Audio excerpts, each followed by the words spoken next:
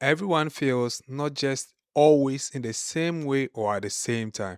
Sometimes our emotions or feelings arrive immediately, other times they show up hours or days later. Sometimes they even show up at the moment where we think we are fine, we're doing really well, and then certain emotions just show up.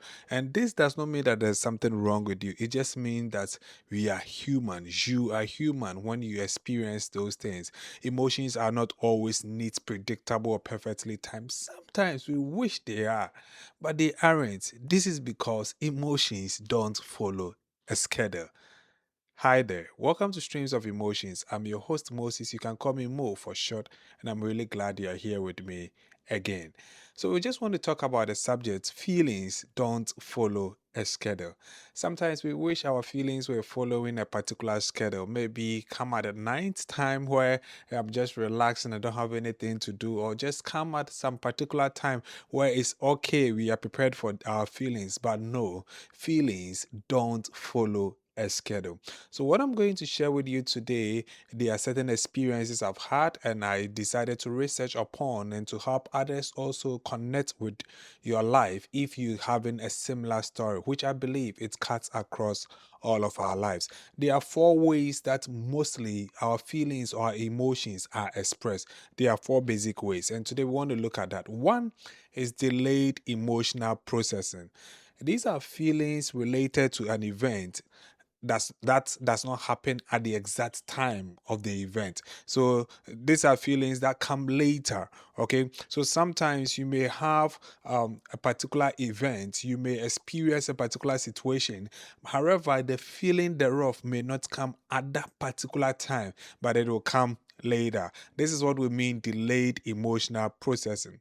And our mind does that for a purpose. Sometimes the mind want to handle the situation first, and later we will handle the feelings come afterwards. So it does that to protect us, to help us behave maybe in a more professional way. Let's say that you are at work and you hear a particular bad news, an unfortunate news. Sometimes you still continue with your work and do whatever you are supposed to do. But when you're on your way getting back home, or when you're a bit less busy, you realize that thoughts of the situation will start occurring to you. That is when the feelings will come out. So usually our mind just tries to protect us, so it wants us to act professional, or it doesn't want us to draw attention to ourselves and all those kind of things. So the feelings come hours or days even later. Sometimes that's what it happens. That's why we say that delayed emotional processing. That is the first part. And we talk about the second one, that is transient emotions. And just as the name is transient. Feelings are experiences, not permanent conditions. I want to emphasize this. Feelings are experiences, not permanent conditions. So transient emotions are feelings that we have connected to a particular event. It may be intense, it may be mild. However, it doesn't last for long. It may last for just some hours or some minutes and it's gone. That is those feelings. They are transient emotion. And these are feelings that actually telling us that emotions ebb and flow. They are not there, they are visitors, they will go. So it's quite erroneous when we sometimes say that, oh, I am an anxious person.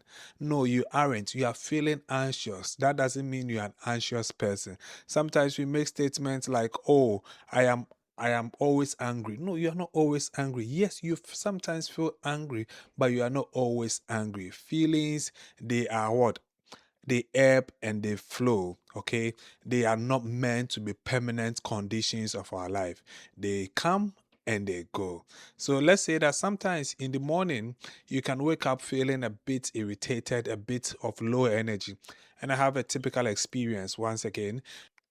Before I put together this podcast, that morning I actually was really down. I was on low energy. So I even called my brother and spoke to him that, oh, I'm really on low energy today. But you know what? I have to go to work.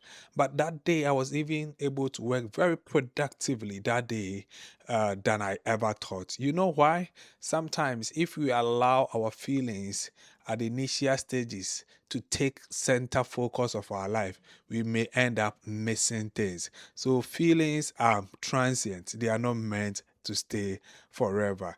Sometimes people make certain mistakes.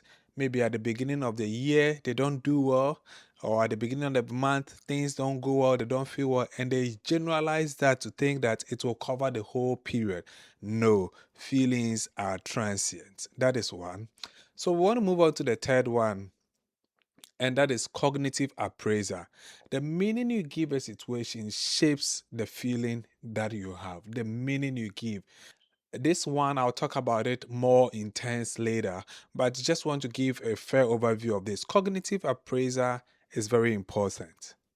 How do you interpret the things or the situations that happen to you?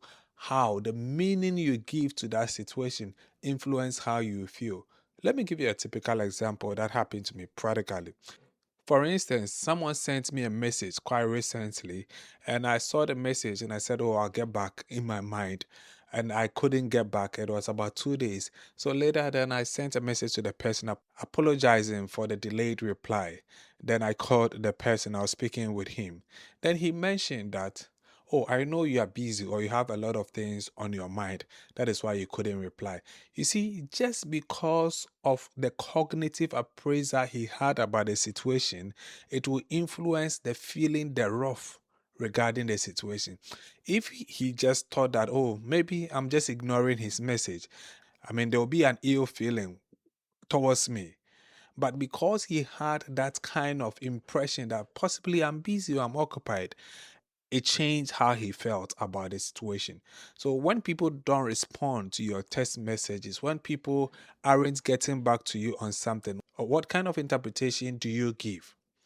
Those interpretation can influence your reaction, your feelings as well. Any situation, it's not just about message, but let me give you more practical example. For instance, when your manager or your supervisor or someone gives you a feedback, do you see it that the person wants you to grow, or you see it as the person is criticizing you? When you only look at the criticism aspect, you only see the negative part of the feedback. However, if you want to look at growth, then you see the positive part of the feedback. Let me give a further example. Let's say that you make a mistake. There are two things involved. You either see it as a learning ground or as a failure. So if you see it as a failure, you're going to look down on yourself and you're going to be depressed. But if you see it as a learning ground, then you know that there's an opportunity for you to get better. So this is what we call the cognitive appraiser. Remember, the interpretation you give to a situation will influence your feeling.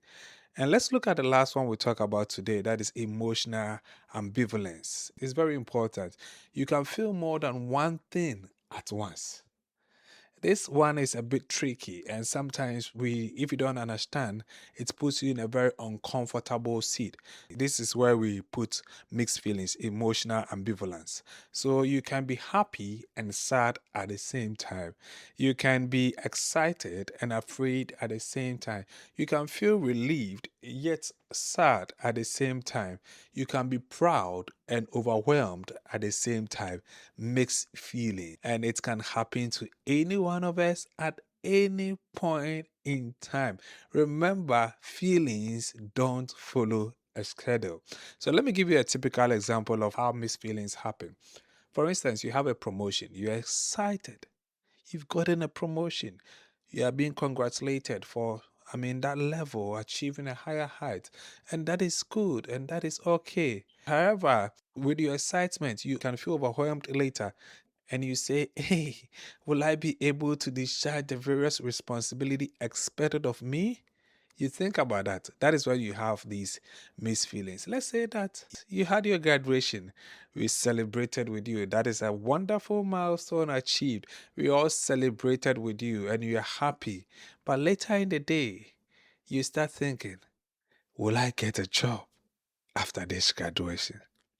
This is where mixed feelings are. There are so many examples of mixed feelings, and it happens almost always. Almost always. Mixed feelings, emotional ambivalence. So These are all things that are practical things that come our way, showing us that feelings they don't follow a schedule. You wish that your mind will only concentrate on only the happiness and never have those sad feelings. But no, sometimes they come without your notice. They come just because they are supposed to come.